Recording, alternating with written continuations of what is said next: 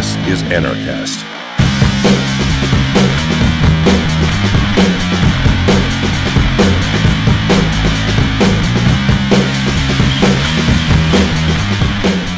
Hey everybody, welcome to another edition of Anarchast from Porcfest 2014 in New Hampshire, rainy New Hampshire at the moment, and we're hiding under the rain.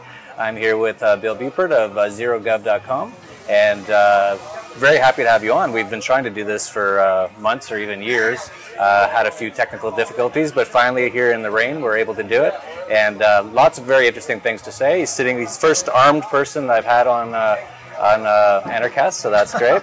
So thank you for your service. And first question I have to ask, though, is how did you become an anarchist? You know, Anarchist. I sometimes use the term anarchist, but I use the term abolitionist now more so than not, because I find that most people are really put off by the word anarchist, especially not people in Porcfest or the people you and I float around, but the general public, they tend to fill their pants when you use the term anarchist. So I use the term abolitionist, and I use it as a rhetorical trope where I'll say, I'm an abolitionist, and they'll say, well, what does that mean? I say I'm opposed to all forms of human slavery, to which they'll say, well, how can that be? I say, well, what forms of slavery do you support? My oldest son, who is now 26, he is an MS in mechanical engineering. He was homeschooled by my lovely bride. He brought me to anarchism and abolitionism. He's the one who finally brought me to cross the Rubicon, as it were, from minarchism, which is a silly notion, limited government, to no government, or shall I say self-government. That's great. And so you were involved in the military, is that correct? I spent most of my adult life in the Legions. I retired in 2003. Okay. So I was a serving Army officer. Okay. Yeah. And so now you're writing zerogov.com. I do. You've been speaking at Porcfest almost every day, so you're quite passionate about what you're talking about. Indeed I am. Yeah. And I really like what you're talking about abolitionists. I find the word anarchist works in some places and doesn't work in other places as well. But I don't like to give up these words too easily, you know, like they try to co-opt every single word. So I call myself an anarchist, but in certain situations I'll say I'm a voluntarist or abolitionist. Or, and I think abolitionist is good. It gets them to ask questions like, what kind of slavery do you support? It does. As a matter of fact, I'm writing 2 books this year, one of which is a novel, and the second one is going to be an elucidation of all of Lysander Spooner's collective works. 6 volumes, 2,600 pages, but I want to make it into a 1-volume primer for everybody. Next year I'm doing 2 book projects, one of which is the relationship between abolitionists of the 19th century and modern-day libertarianism, and then the relationship between the Stoics like Epictetus, Marcus Aurelius, Seneca, and modern-day libertarianism. Because I think that if we step back through the fog of time, we discover that the Stoics were the first anarchists, and that the abolitionists asked all the right questions, Jeff, that you and I have arrived at the right answers for, but they arrived at the wrong answers as far as the ownership of other human beings. Yeah, I've heard about the stoicism thing, but I don't know much about it. So who were the stoicists? The Stoics will go back to around 300 BC, so they've been with us for almost 2.5 millennia. And basically what Stoicism talks about is a practical philosophy in which not only you as an individual human being have self-ownership over all your foibles and successes, but your span of control is critical. For instance, why should we make ourselves miserable over things that we can't help? How many people do you or your audience know who say to themselves, wow, world hunger, world poverty, they don't do anything about it, but they suffer angst over it. It makes them nervous or whatever the case may be. It's all about span of control. For instance, we've discovered in rearing our children, because you raise vegetables and liberals, but you rear children. In the rearing of our children with my lovely bride, span of control helped us as parents because, to a certain extent, what we had to ask was, well, if our children are acting in such a fashion, how can we stop them from doing that? Well, we find largely we can't. So if we diminish our span of control and increase their own span of control over themselves as individuals, they have to pay heavier consequences. We don't insulate them from the consequences. And I think that's part of Stoicism. I would urge your audience to read Marcus Aurelius' Meditations as a great introduction. Read Epictetus, read Seneca. And I'm going to talk about this tomorrow at 2 o'clock. I'm doing an entire speech on Stoicism and libertarians. But if you look at this, not only is it the most practical philosophy, but it's also one that helps us to gain better control of our lives and become happier people. There's a miscast notion out there that Stoics are like the Vulcans in Star Trek, or like Spock were. They suffer no emotions and any of that. it's not that they repress emotions, it's that they don't waste emotion. They don't suffer the angst. They don't say to themselves, "Oh, I've got to grab the world and put my arms around it and absorb all that pain and hurt." They try to move forward, and they also know that when they look in the mirror every day, they should examine not only their successes, but how did I fail, and if I did fail, how can I remedy that? But most of all, are you good to the people around you? Because one thing that we learned is that altruism is silly. It's probably the road that's gave us the most hell in all millennia of East and West history. And that whenever anyone puts the any word but I in front of should, look out. You know, all bets are off. A Stoic wouldn't do that. A Stoic would only employ I with should. There's a book called The Joy of Stoic Living that's available on Amazon. No, I did not pen it, but he brings it into the modern focus and how you can take this ancient philosophy and apply it to what you do today. Very interesting. Yeah, I looked into it just briefly, and a lot of it really kind of made a lot of sense to me, because me personally, I've always found that trying to control my own emotions and things, they talk about that quite a bit, about your emotions and things like that, and trying just to be as rational as possible and to not expend energy getting all angry about the state and things like that. And I've sort of embodied that a little bit myself. I didn't know there was a sort of a concept about it. You know, I think, like, my wife is an instinctive libertarian when I met her. You may have been an instinctive Stoic, and now you're just discovering how to put a label on it. Yeah, it could be. That could very well be. Yeah. One of the things that you talk quite a bit about is the police state. I do. I've been here in New Hampshire for 2 days. I've had 2 cop cars flash their sirens at me. I guess I was going a little too fast over an arbitrary speed limit or something. Yeah. I thought I was going to get pulled over, but I didn't get pulled over yet. Yeah, it's definitely the U.S. police state is getting completely out of control, and you've been watching it for a while. Do you sort of sense that it is getting just worse and worse? I've never seen it worse than it is today. I did a 5-part series on police brutality that you may have seen. And in there I talked about children, dogs, women, the elderly, and the disabled. I went back 1 year to look at atrocity stories, probably about 3 to 5 in the series. But what really motivated me to do the series was there's this apocryphal story that serial killer precursors, for the most part, are adolescents or teenagers who abuse, maim, or kill animals. Sort of like a practice regime for them, and then they move on to humans, unfortunately. So I said, is there a connection between that kind of pathology, that kind of psychopathy, that kind of sociopathy that informs present-day policing? And I think there is. I don't have a whole lot of evidence. It's sort of like a hunch that I have that may be the case. I have no doubt that there is a hybrid of the bullying and cowardly personality inhabiting most of these cops. And I don't think there's any such thing as a good cop anymore. And the reason I say that, and a lot of people object to it, is that if there were good cops, all these sociopaths, psychopaths, all of these videos that we've seen, the thousands of videos, by the way, which are the tip of the iceberg, because I think that underreporting and non-reporting of police brutality is legion. I think it's all over the place. When we look at that, you have to ask yourself, what are the good cops doing if they're not policing their own ranks, pardon the pun? Because if they're not policing their own ranks, they are accessories. They are giving a conspiratorial nod and wink to the behavior. Now, a lot of them say, well, I won't impugn or be disloyal to the thin black and blue line. Well, you know what you're doing? You're being disloyal to the very client you're supposed to be serving, because what they don't put on the cars is, it says to protect and serve. It's to protect and serve the rulers. Then everything fits. Yeah, everything fits. And it seems like they're really trying to teach them nowadays that number one is protect yourself and your other officers, right? Command presence.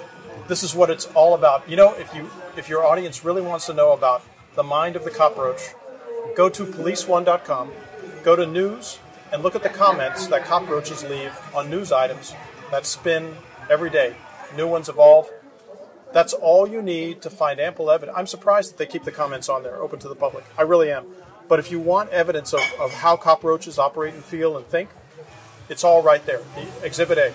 Yeah, it's right there on YouTube every day. I see it, that's for sure. It is. And just the way that they act, it's almost like they feel they have no, and they really don't have any sort of, they have full impunity.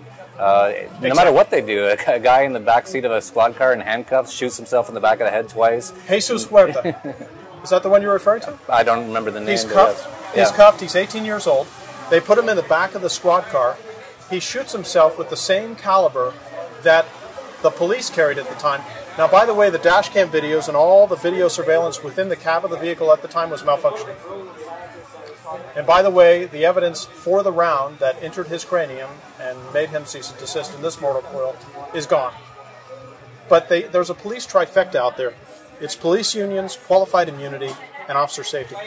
Police unions will get a guy hired after he's been fired at another department. These guys almost have a job for life, unless they really get stuck in a way that they have such an infamous reputation they can't get hired somewhere at the 19,000 plus police departments, across the country. But worst of all is that the police unions will back up the most venal and hideously barbaric behavior. Then you've got officer safety. You were just touching on that.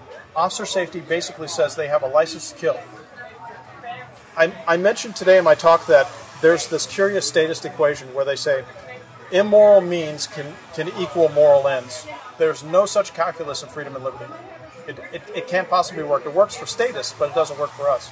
That's what police practice on a daily basis, because police practice terrorism. Terrorism, according to the President of the United States, the Counterterrorism Center, and Caleb Carr, who was a novelist but also wrote on the lessons of terror, he says terrorism is politically motivated violence against non-combatants. And I would suggest that that is the very notion that informs all of government behavior. It's what they do, because absent wood shampoos and absent the ability to detain us, kidnap us, fine us, cage us, maim us, and kill us, depending on the level of resistance, how does a ruler do anything bad? His police forces enable that.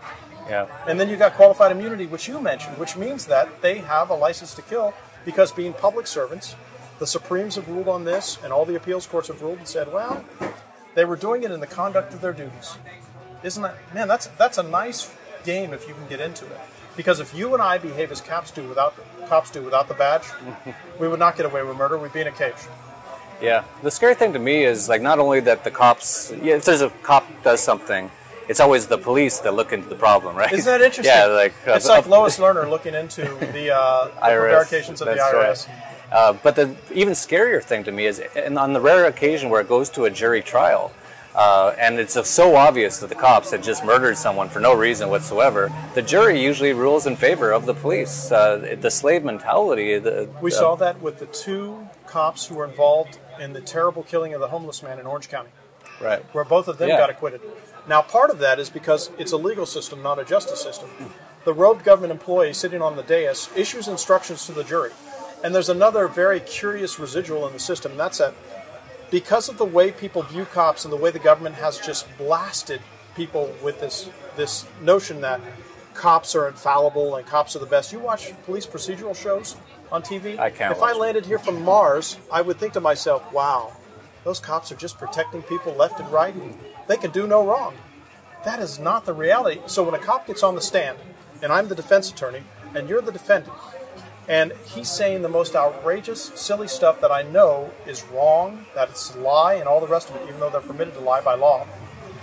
And I say objection to the judge will say objection sustained, but in the minds of the jurors, whatever he said is prejudicial because the bar of evidence for that cop is lesser than that for another witness who was not part of the badge thuggery. So it's an awful system. Yeah. Anything to do with government is. Yes, it is. One of the things that I like to say recently, like if someone's talking about how they like government or how they like, say, public policing, I always go, oh, I didn't know you're communist. And the response is always, especially in the U.S., is, no, I'm not communist. Of course I'm not. And it's like, well, you like centrally planned public systems. That's what essentially communism is. And that starts to get them thinking, too. So that's one sort of a thing, like what you said earlier about calling yourself an abolitionist. So you're not coming out there and saying anything that you're trying to persuade anyone or anything. You're giving them something to question. And you're letting them sort of ask the questions, and then you ask the questions of them as well. It's a great rhetorical trope to use, Jeff, because that way when I say I'm an abolitionist and they say, what's that? And I say, well, I'm opposed to all forms of human slavery, the ball is in their court to defend portions of human slavery. Right. Because that's what they're doing. So you can just sit there patiently. I mean, I used to be that guy. I've been an anti-communist most of my life, and I still am, but now I'm anti-collectivist. But I found I'd be rather rabid in my youth where, oh, you're a communist and you're this and you're that. And that's unproductive. But when people come to me and they say, well, I'm a communist, I'm a collectivist, I'm a conservative, I'm a liberal, whatever notion it is, I say, so what does that mean? Right. Or you draw it out of them, because in Socratic drilling, if you say why 3 times to somebody and they can substantively answer why 3 times, they probably have a real good grasp of their philosophical foundation. Otherwise, it's bumper sticker sloganeering. And of course, when you and I speak to collectivists, it tends to be bumper sticker sloganeering. Yeah, definitely. So, but yeah, asking questions is the best way to sort of talk to people. So, for example, if they say, they say, oh, I support taxes, and then you say, oh, so you support theft, and you ask them that to give the reasons why they don't think that's theft, and of course they won't be able to, and then they'll usually walk away or whatever. But at least, instead of just going, you're a statist, yelling at people doesn't. It does not. And you're planting seeds of skepticism, right? Because sacred cows make the best burgers. So in this case, whenever you're planting that seed, if they really are cognitive individuals who are willing to face, those pertinent questions, then maybe over time, without your assistance, they'll grow in that direction. Because one thing that's unimpeachable, Jeff, is you and I are anarchists, abolitionists. We can't possibly go back. Really, I mean, we're in a position where we cannot possibly go back. If you become a commie, a collectivist, a liberal, a conservative, whatever you call the collectivist, libtard mentality, whatever it is, you can head right or left, however you look at that circle of life. When you've arrived at where we are with the moral certitude that I think we have over everybody else, you can't go back. Virginia Woolf would be proud. Yeah, I can't imagine ever going back. All of a sudden, I believe in theft and violence and initiating force on people. Yeah. I guess I could if I was a sociopath. You know why? It's because you and I are pro-life. We're not pro-death. I would say that collectivists are pro-death. And I wrote an article several years ago where I said that political science is a death cult. I majored in political science and political economy when I went to school. And when I reflect back on that, I think to myself, in a thought experiment, if that political science professor could not advocate, rationalize, or talk about the initiated use of violence or actual use of violence to form a society, what would he say? For the most part, he'd be silent. Because like macroeconomics, which is a sophisticated academic rationalization for government interference in the economy, political science in the larger sphere is a sophisticated academic rationalization for interference using violence in human society. Right. So, yeah, when I was younger, I looked at college courses. I never went to college, but I was always looking at political science, like, how is that a science, first of all? And then secondly, what would they be teaching you? It just never made sense. But you, like Steve Jobs and Bill Gates, look how lucrative not going to college has been for you. And you did something else, too. But I did go to college, and I have a master's degree, but nonetheless, I was able to fight off the collectivist monsters and maintain my abolitionist identity. But there's a lot of people who send their little humans to college, and they come back as collectivist, brain-dead people. I mean, and then they spend tens of thousands of hours deprogramming themselves from this very expensive indoctrination program that they've levied so much debt upon themselves to get. Yeah, so that's crazy. I salute you for not going to college. I think that you probably took a surer path and a less expensive path to the moral certitude you have today, because it would have been a detour that would have cost you tens of thousands of dollars and hours. So, congratulations. Yeah, I've never regretted it, that's for sure. I missed on the beer parties or whatever, but there's beer parties everywhere. Yeah. So, yeah, we should end this fairly soon. So why don't you let people know where they can find more information on you, zerogov.com, anything else you have? Well, I have zerogov.com. I also maintain a forum. And I am working on 2 books this year. I'm working on a novel, The Cancer Club. I'm working on the Lysander Spooner book. Next year, I'm working on 2 books, which is going to be the Stoics and modern abolitionism, and then the abolitionists in the 19th century and modern abolitionism. Those are those 2 books. And the 3rd book is, I have a number of vexing questions in my head that I've never been able to answer fully. That would take a considerable amount of research. One of those vexing questions is, between 1865 and 1893, before America embarked on its imperialist enterprise overseas and hasn't stopped since in its war on the world, what happened in that 30-year interregnum, and why did they wait since the end of the War of Northern Aggression to start this campaign? The perfunctory conclusion I've come to is that they were busy exterminating the American Aboriginals, and that wasn't done until 1890. So my academic question is going to be, is there a connection between the total domination and extinction of the Aboriginal Americans and the beginning of the American colonial project in 1893? So with that, it was a pleasure to We're getting some off-camera cues here. Oh, I have a Twitter account. Oh, my yeah. wife is my social media scientist. She spends a lot of time on a daily basis making sure my Twitter is twittering, if that's the correct lingo to use. I don't even know. I don't know. Tweeting. But other than that, what is your Twitter? Do you know? It's @0spacegov. @0spacegov. Zero underscore. 0_gov. You'll be able to edit that stuff. Yeah, we'll put it down below. Sorry about that. It's all good. I'm not caught up to date on Twitter or anything Okay. either. I have young kids who do that for me as well. But So yeah, that's great. Jeff, you've been an inspiration to me. Oh, thank and I you. think that part of the reason I'm on the path is because of your work. Wow. So, Well, that's impressive Thanks for having me considering. on. Yeah, thank you very much. So you have so much knowledge, so I'm really looking forward to all your books that are coming out. I look forward to you reading my blog and commenting. I will, for sure. All right, so that's it for Anarchast, your home for anarchy on the internet. Peace, love, Peace. and anarchy. This is Anarchast.